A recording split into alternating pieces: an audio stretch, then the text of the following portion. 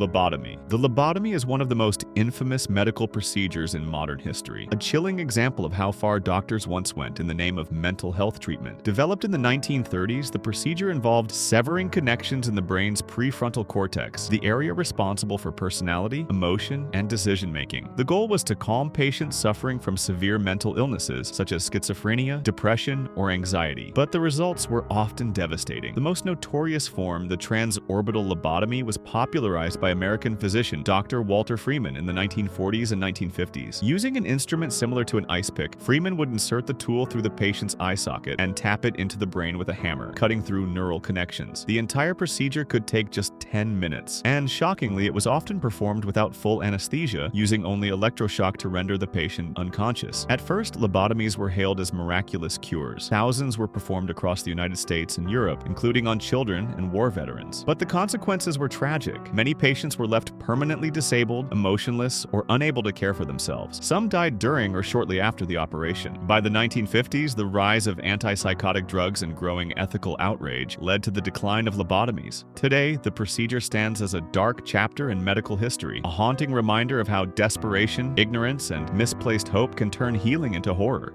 Amputation before anesthesia. Before the discovery of anesthesia in the mid-19th century, amputation was one of the most dreaded medical procedures a person could endure. When infection, gangrene, or battlefield injuries made it necessary to remove a limb, the operation had to be performed while the patient was completely conscious, feeling every moment of it. Surgeons relied on speed and strength rather than comfort. Assistants would restrain the patient, often holding them down as they screamed or fainted from pain. The surgeon's goal was to finish the procedure in under 2 minutes, sawing through flesh and bone as quickly as possible to minimize suffering and shock. Despite the brutality, speed and precision were life-saving skills. The faster the surgeon, the better the patient's chances of survival. There were no sterile instruments, no antibiotics, and limited understanding of infection. Many patients didn't die from the operation itself, but from blood loss or sepsis afterward. Hospitals and battlefield tents often reeked of blood, and it wasn't uncommon for surgeons to operate in the same clothes all day, their coats stiff with dried gore. The arrival of anesthesia in the 1840s, first ether then chloroform, transformed surgery forever. For the first time, patients could sleep through their pain, and surgeons could work carefully instead of frantically. Yet, the image of pre-anesthetic amputation remains one of history's most haunting examples of medical necessity meeting unimaginable suffering.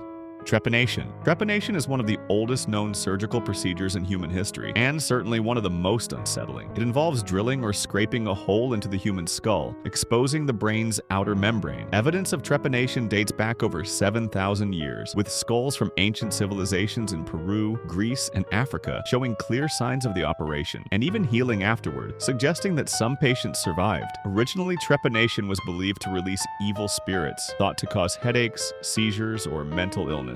In other cultures, it was performed to relieve pressure from head injuries sustained in battle. The tools used were primitive, sharp stones or early metal instruments, making the procedure incredibly dangerous. Infection, blood loss, and brain damage were constant risks. By the Renaissance, trepanation evolved into a crude medical practice for treating skull fractures and traumatic brain injuries. However, without anesthesia or antiseptics, it remained a horrifying ordeal. Even in modern times, a few fringe groups have revived the idea, claiming it can expand consciousness, though there's no scientific evidence to support this. Today, trepanation stands as a chilling reminder of humanity's early attempts to understand and heal the brain, a mix of medical curiosity and sheer terror that still makes it one of the scariest medical procedures ever recorded. Cauterization. Cauterization is an ancient and often terrifying medical practice that involves burning tissue to seal wounds, stop bleeding, or prevent infection. Before the advent of modern medicine, cauterization was one of the few ways doctors could control hemorrhaging, especially on the battlefield or during surgery. The process required heating a metal instrument, such as an iron rod or knife, until it glowed red hot, then pressing it directly onto the wound. The pain was unimaginable. Without anesthesia, patients were fully conscious as their flesh sizzled and smoked. The intense heat destroyed tissue, sealed blood vessels, and sometimes even sterilized the area, but it also caused severe burns and scarring. In medieval times, surgeons believed cauterization could burn out disease or infection, and it became a common treatment for everything from amputations to deep cuts and even internal injuries. Cauterization wasn't limited to heat either. Later, chemical cauterization emerged, using caustic substances like lye apply or silver nitrate to destroy tissue in a similar way. Although these methods were slightly less brutal, they were still excruciating and risky. Today, cauterization still exists, but in a far safer, more controlled form. Modern surgeons use electricity or lasers to cauterize blood vessels during operations, minimizing blood loss and infection risk. Still, when we look back at its early history, cauterization remains one of the most harrowing examples of how medicine once walked a fine line between healing and horror. Tooth extraction. Tooth extraction without anesthesia was once a routine and excruciating part of medical and dental care.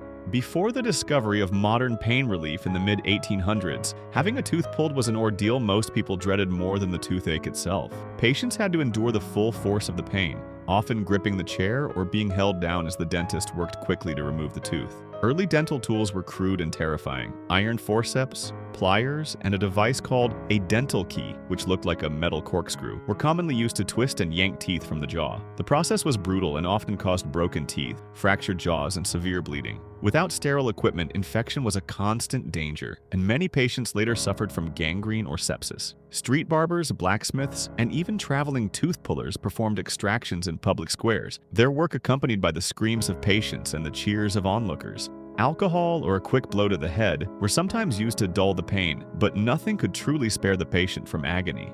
When anesthesia and modern dentistry emerged in the 19th century, tooth extraction finally became a manageable, even painless procedure. Yet the thought of a time when people faced the wrenching of teeth with no numbing, no comfort, and no mercy remains one of the most viscerally disturbing images in medical history. Bloodletting. Bloodletting is one of the oldest medical procedures known to humanity and one of the most unsettling. For over 2,000 years, it was used as a standard treatment for almost every illness imaginable. The practice was based on the ancient Greek theory of the four humors: blood, phlegm, black bile, and yellow bile, which were believed to control health and personality. If someone was sick, doctors assumed their humors were out of balance, and draining blood was thought to restore harmony within the body. The process itself was brutal. Physicians or barber surgeons would cut open a vein, often in the arm or neck, and allow blood to flow freely into a bowl. Depending on the condition, anywhere from a few ounces to several pints could be removed. In some cases, leeches were used to draw blood slowly over hours. The treatment was applied to everything from fevers and headaches to infections, epilepsy, and even mental illness. There were no limits or scientific safeguards, and patients were often weakened, left pale, and sometimes killed by the very procedure meant to heal them. During the Middle Ages and well into the 18th century, bloodletting was so common that it became a routine part of medical care. Monks practiced it, battlefield surgeons relied on it, and even elite physicians defended it as essential science. Perhaps the most famous case was that of George Washington, who fell ill with a throat infection in 1799. His doctors drained nearly 40% of his blood over a single day, a treatment that almost certainly hastened his death. By the 19th century, advances in medical research exposed bloodletting as largely useless and often deadly. It gradually disappeared from mainstream medicine, replaced by evidence-based practices. Still, its long history stands as a stark reminder of how deeply mistaken ideas can shape medicine, and how the pursuit of healing has often taken terrifying and tragic forms. If you liked this video, give it a thumbs up and feel free to subscribe and hit the bell so you never miss a future upload. Thanks for watching.